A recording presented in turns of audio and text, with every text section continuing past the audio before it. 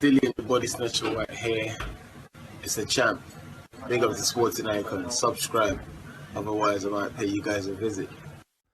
Okay, so the post-fight review for Dillian Whyte Alexander Povetkin, the rematch tonight, it's only been up 30 minutes, and already I'm seeing in the comment section who it is that you guys think Dillian Whyte should fight next. Of course, the obvious names that people are bringing up are Andy Ruiz Jr. and Deontay Wilder. Of course, wouldn't we love to see Dillian Whyte take on either of those? Is it possible? It's possible, but however unlikely, I think, because of both PBC fighters. Andy Ruiz Jr., he's going to go have his fight with Chris Arreola. I forget the date now. It's going to be on some kind of pay-per-view. Deontay Wilder, he'll have a comeback fight against whomever it may be. You know it's not going to be anybody of any great note. You know that. But it is going to be what it is. Then these guys will meet at the end of the year. So I don't think we're going to see Dillian Whyte against either of those. I'd love to be wrong on that. But here's how I see it. Oh, actually, just what I'm thinking of it. A lot of people were saying that full credit to Alexander Povetkin, how tough he actually was in this fight tonight against Dillian Whyte. How durable he was with the fact that he ate some big shots when a lot of opponents have gone down from some of those shots that Dillian Whyte has thrown. And when Dillian Whyte finished him off and threw that left hook, as Povetkin was pretty much going down, that was just the absolute cherry on the cake. That's pure predatory instinct. So anyway, yeah, you guys were absolutely correct. Povetkin is one tough SOB. Now, as to who's next for Dillian Whyte, to be honest with you, Dillian has spent the last 12, 13 months in camp. That's way too long. Way too long. The first fight, it was on at one point, then it was rescheduled and changed, everything because of the virus and everything, the pandemic. Then, of course, the fight eventually happened. Dillian Whyte, of course, got knocked out. The rematch gets rescheduled for, 7 or 8 weeks later. That then gets postponed and it keeps getting changed and this, that and the other. So Dillian, he's been in camp constantly for a year. That's away from his family. So first things first, he needs to spend a bit of time with his family over there in London and Brixton and what have you, and anywhere else. Now, we know that Dillian, he lives over in Portugal. In fact, last time I interviewed him, that's what he said, that he's now living in Portugal. That's not just his training base, that's where he lives now. Okay? So he needs to spend a bit of time with his family. This fight will be a huge relief. And I know a lot of people have said that how he looks like he was breathing heavy. I never really noticed that, but it's arguable that maybe it was just nervous energy. Because obviously, there's a lot on his shoulders. A lot on his shoulders. This isn't just a normal fight. You have so many people saying how it's over for him. If he loses to Povetkin again, it's over. Even Dillian Whyte, even Eddie Hearn, his own promoter, is saying that if he loses, it's over. I mean, I explained that in a previous video already, that how Eddie Hearn can say that when he's got Derek Chisora, who loses every time he steps up, keeps on wheeling him out. So how come it's over for Dillian Whyte but not for Derek Chisora, right? Anyway, it is what it is. I think Dillian had a lot of pressure on his shoulders. Of course, I've been messaging and texting Dillian and, of course, his brother Dean for quite some time.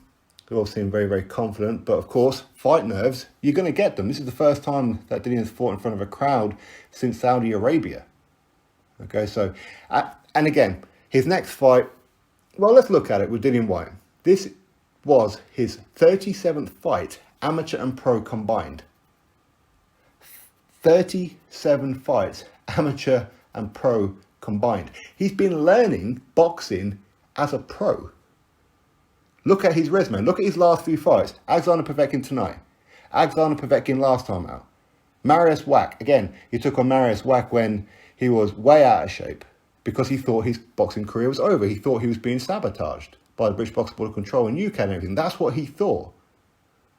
So he didn't even train. He took this fight at short notice. Yes, Marius Wack, of course, he took that fight at short notice too.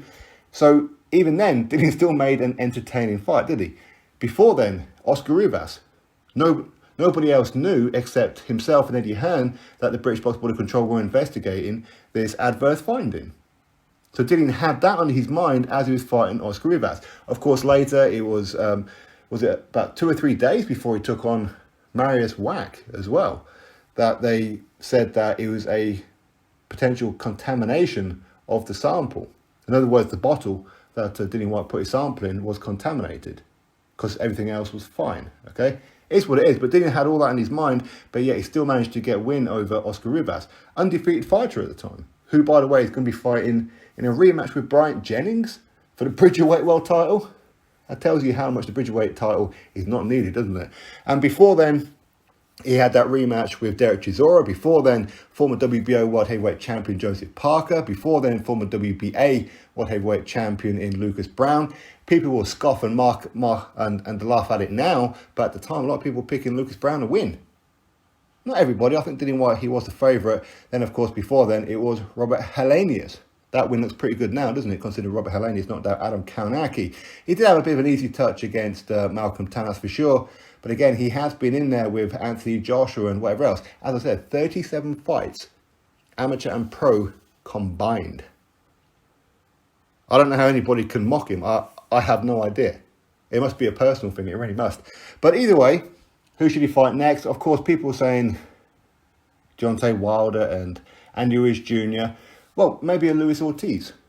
Maybe. But again, those who've been asking for him to take on Luis Ortiz are the same people who probably say that Alexander Povetkin is old and he's past it and this, that and the other, even though Alexander Povetkin is younger than Luis Ortiz. Alexander Povetkin, former WBA World Heavyweight Champion. Alexander Povetkin with an elite resume, with an elite body of work. Only lost twice before with Dillian Whyte against Anthony Joshua and Vladimir Klitschko. Absolutely elite fighter. But yet, Luis Ortiz, who's never even went to the Olympics. Alexander Povetkin, former Olympic gold medalist champion, former world champion on a couple of occasions, I think he was, as an amateur as well. Luis Ortiz didn't achieve jack yet as an amateur. He had a lot of fights, but didn't do nothing. Didn't win a thing. Didn't even qualify for the Olympics. But yeah, that was a good win for Wilder. So maybe a Dillian Whyte versus Luis Ortiz. Why not? But of course, if he fought Luis Ortiz, suddenly people who's been saying how they want to see that fight, suddenly Luis Ortiz is old, right? Just because Dillian Whyte's fighting him. That's why people call him Alexander Povetkin old. Because he wasn't old when he was fighting Michael Hunter, was he? He wasn't old when he fought Hughie Fury, was he? But he was old when he fought Joshua and Dillian Whyte. Just seems to be the narrative of boxing fans. But maybe a Luis Ortiz, that would be an interesting one. There are quite a few others. I think maybe the winner of Alexander Usyk and Joe Joyce. That would be an interesting one, wouldn't it? Hopefully, Joe Joyce as a biased Brit, of course. Listen, I'm a huge fan of Alexander Usyk, but of course, Joe Joyce being a Brit, I want him to win. Outside of that, what kind of fights could you really look at? There aren't too many, really. And for me, I think Dillian Whyte, he's earned the right to have a bit of a touch, especially after a long year's worth of camp. Go rematch Malcolm Tan, man.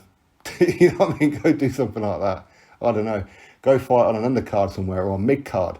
Whatever it may be. Just have a bit of a break. Come back. Just earn some easy money. Get a couple of rounds in. That'll do. Won't it?